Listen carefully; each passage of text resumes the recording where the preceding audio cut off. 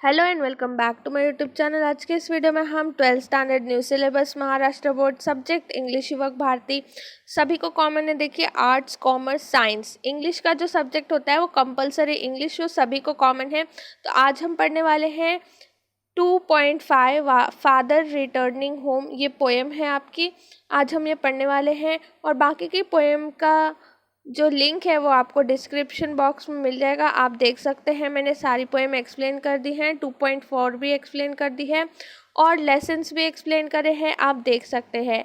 Link आपको description box में मिल जाएगा।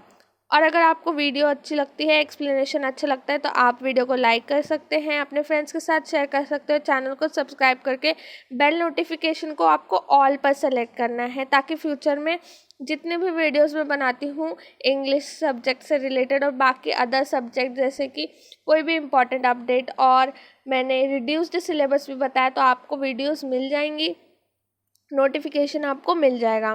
तो चलिए शुरू करते हैं। फर्स्ट में आपको फादर रिटर्निंग होम, इनके जो पोएट हैं वो हैं दिलीप चित्रे जी। और दिलीप चित्रे जी was a celebrated bilingual poet and translator with a remarkable work in Marathi and English. His versatile creativity extends to painting, filmmaking and his notable contribution as a magazine columnist. अब ये जो दिलीप चित्रे जी हैं ये bilingual poet हैं, मतलब दो जो अलग अलग लैंग्वेज है, ठीक है, मराठी एंड इंग्लिश, इसमें इनका रिमार्केबल वर्क है दोनों भी लैंग्वेज के अंदर, प्लस ये ट्रांसलेटर भी हैं। आपको पता है जो संत तुकाराम ने बहुत सारे अभंगास लिखे थे। अभंगास क्या होते हैं? वो होती है स्पिरिचुअल पोएम्स होती हैं। तो दिलीप चित्रे जी ने क्या किया था, जो भी मराठी में अभंगास संत तुकाराम के अभंगास हैं उनको ट्रांसलेट कर दिया था इंग्लिश के अंदर, ठीक है। मराठी से उन्होंने कन्वर्ट किया था, ट्रांसलेट किया था इंग्लिश के अंदर। और इनको साहित्य अकादमी अवार्ड भी मिल चुका है, पोएट्री के लिए भी मिला है, as well as for his well known translation work sage Tuka. ये सेज तुका जो है इसके लिए भी इन्हें अवार्ड मिला है, ठीक है। तो ये इम्पॉर्टेंट है, यही याद रखना है सबको। He had started translation of literary work of saints in Marathi at the age of 16. Exile, alienation, self-disintegration and death are observed to be the major themes of his work. अब ये जो major themes हैं ये आपको याद रखनी है। तो ये जो पोएम हम पढ़ने वाले हैं 2.5 फादर रिटर्निंग होम, ठीक है, ये एक ऑटो बायोग्राफिकल पोएम है। ये कहाँ से ली है? ट्रैवलिंग इन अ केज, ठीक है।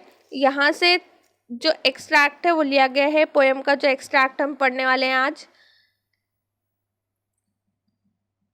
where the poet shows the loneliness and world weariness of an old man in the modern society by depicting the picture of his own father, a suburban commuter. Means यहाँ पे जो हम जो poem के अंदर पढ़ने वाले हैं ना, तो वो जो दिलीप चित्रे जी हैं उनके खुद के ही फादर हैं, ठीक है। अब ये ऑटोबायोग्राफिकल पोएम है, मतलब वो खुद से खुद की ही पोएम लिख रहे हैं, मतलब आत्मकथा, ठीक है। सबको पता है ना आत्मकथा, तो अगर मैं मेरी स्टोरी खुद लिखूंगी तो वो ऑटोबायोग्राफी होती है। तो ऐसे ही दिलीप चित्रे जी ने अपनी पोएम लिखी है, उन पर ही बेस्ड है, क्योंकि उनके फादर के ऊपर वो बेस्ड है। यहाँ पे वो अपने फादर का रोल बताने वाले हैं कि कैसे वो एक सबर्बन कम्यूटर थे और बहुत ज़्यादा हार्ड वर्क करके घर पर लौटते हैं। तो ये सारा कुछ इस पोएम में बताया जाएगा। और यहाँ पे वो बताएंगे it depicts a dull monotonous exhausting and equally pitiable daily routine. इसमें बताया जाएगा कि कैसे वो जो फादर है उनका डल मतलब बोरिंग रूटीन है और पूरा का पूरा दिन कैसे उनका मोनोटोनस होता है, मतलब एकदम सिंपल सादा बोरिंग सा कैसा उनका रूटीन है। It describes a forced alienation at home which is reflected through the stale food and lack of sharing. और इसमें ये भी बताया जाएगा कि कैसे वो घर पर एकदम अलग थलग रहते हैं।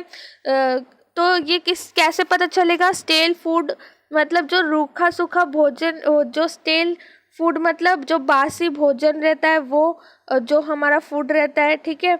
और लैक ऑफ शेयरिंग, यहाँ पे कोई भी उनसे कुछ शेयर नहीं करना चाहता है। His children refuse to share their joys and sorrow with the hard-working father who as a result is forced to retire into solitude। और उनके जो चिल्ड्रंस है वो भी उनसे कोई भी यहाँ पर अपनी जो फीलिंग्स है, जॉय एंड सॉरो, कुछ भी उनसे शेयर नहीं करते हैं। This very painful loneliness is a symbol of man's isolation from the materialistic man-made world। Isolation का मतलब होता है दूर रहना, ठीक है। तो चलिए शुरू करते हैं पोएम का explanation. Father returning home. My father travels on the late evening train standing among silent commuters in the yellow light.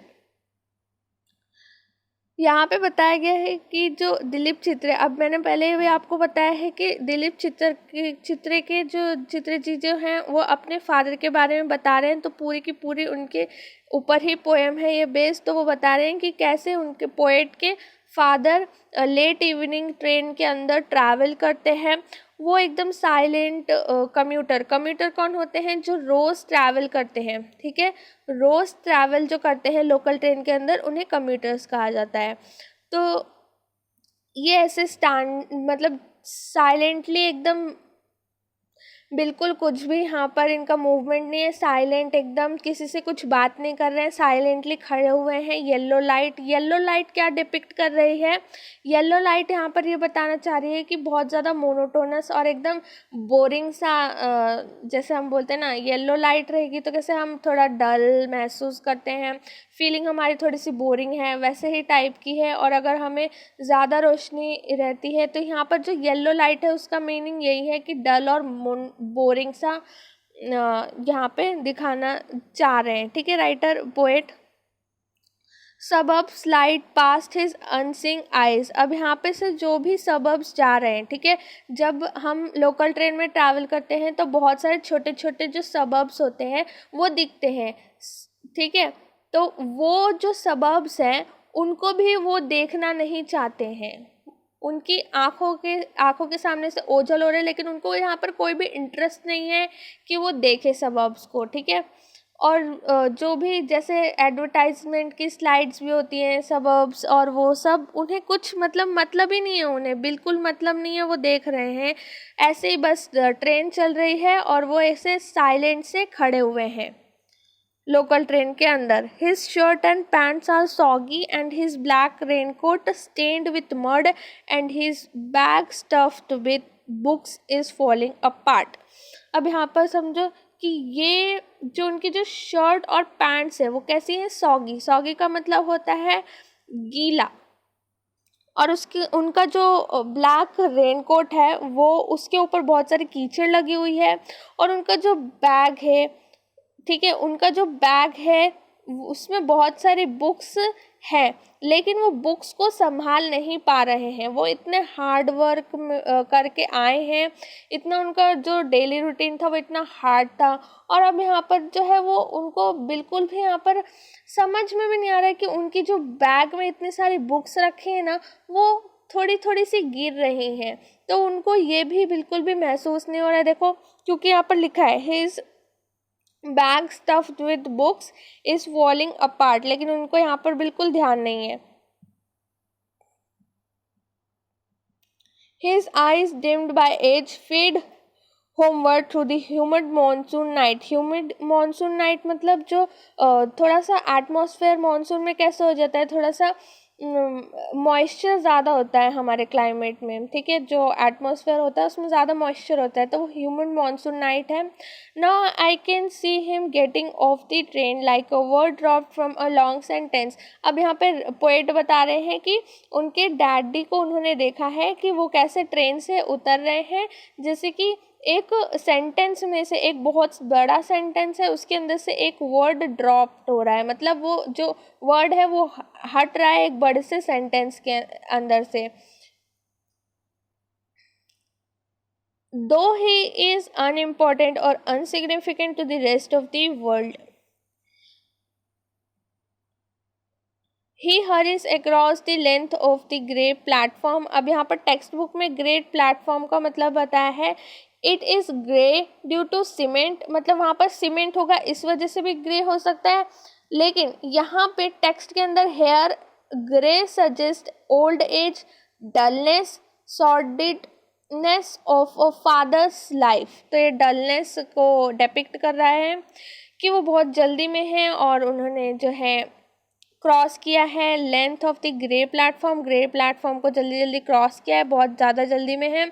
उसके बाद में वो रेलवे की लाइन को क्रॉस करते हैं और एक लेन मतलब एक गली के अंदर एंटर करते हैं और उनकी जो चप्पल्स हैं वो बहुत ज़्यादा कीचड़ में सनी हुई है, sticky with mud, but he hurries onwards. लेकिन देखो यहाँ पे कुछ भी है, उनकी चाहे चप्पल में बहुत सारी कीचड़ लगी है, जैसे हमारी रेनी सीजन में बहुत सारी सैंडल्स के ऊपर कैसे स्टिकी मड लग जाता है क्योंकि मॉनसून का सीज़न होता है। तो यहाँ पे बताया जा रहा है कि पोएट बता रहे हैं मेरे जो फादर हैं उनकी जो चप्पल्स हैं, ठीक है, सैंडल्स हैं, उसके ऊपर कीचड़ लगा है लेकिन फिर भी वो इतनी जल्दी में आगे की तरफ बढ़ रहे हैं बिना कुछ सोचे।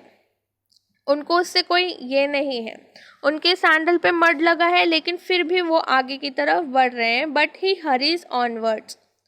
Home again I see him drinking weak tea, eating a stale chapati, reading a book. अब वो घर पे आए हैं और पोएट बताते हैं कि वो चाय पी रहे हैं और एक स्टेल चपाती खा रहे हैं। स्टेल मतलब यहाँ पर बासी भी हो सकता है और रूखी सूखी भी हो सकता है, और वो एक बुक भी रीड कर रहे हैं। He goes into the toilet to contemplate. अब वो यहाँ पर देखो जो फादर है वो क्या करते हैं, टॉयलेट में जाते हैं, और कंटेम्पलेट का मतलब है बहुत ज़्यादा डीपली थिंक करना, ठीक है, बहुत ही ज़्यादा डीप में सोचना। तो वो बहुत ज़्यादा डीप में सोचते हैं कि